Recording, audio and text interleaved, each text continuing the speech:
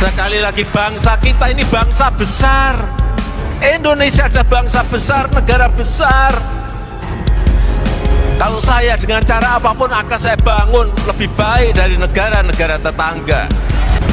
Kita memiliki potensi besar, tapi kita harus juga menyadari bahwa kita sekarang ini sudah ditinggalkan oleh tetangga-tetangga kita. Kalau kita tidak cepat-cepat lari, cepat-cepat berubah, ingin perubahan baik pola pikir, etos kerja, produktivitas. Ini yang sering saya diskusikan dengan Bang Surya Paloh. Apa sih yang menyebabkan bangsa ini ditinggal tetangga-tetangga kita? Pertama, etos kerja. Yang kedua, produktivitas. Yang ketiga, kedisiplinan nasional. Ini yang harus kita bangun kembali untuk membawa negara ini menjadi negara besar, menjadi negara yang kuat, menjadi negara yang maju. Kenapa kita bangun infrastruktur? Karena dalam berkompetisi, bersaing dengan negara-negara yang lain. Tanpa ini nggak mungkin, tanpa ini nggak mungkin, tanpa ini nggak mungkin. Ini fondasi kita. Kenapa dibangun jalan tol di Sumatera? Kenapa dibangun Trans Papua? Kenapa dibangun pelabuhan Kuala Tanjung? Kenapa dibangun Makassar Newport? Kenapa? Untuk persaingan, untuk memenangkan persaingan, untuk memenangkan kompetisi, bukan yang lain-lain.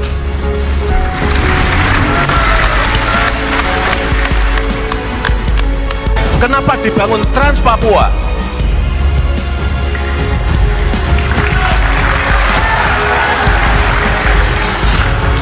Tiga tahun yang lalu saya ke Wamena, saya tanya kepada masyarakat, berapa harga bensin di Wamena? Rakyat mengatakan pada saya di Wamena, harga bensin di sini Pak 60.000. Kadang-kadang kalau pas cuaca nggak baik bisa jadi 100.000. Di Jawa 6.450. Saat itu juga saya perintahkan kepada menteri, saya mau bensin di sini harganya sama dengan di Jawa.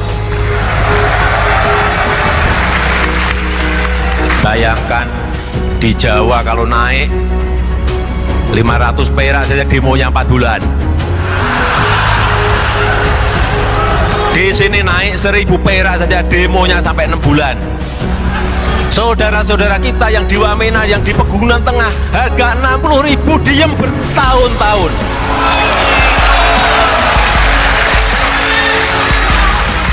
Itulah yang namanya keadilan sosial bagi seluruh rakyat Indonesia.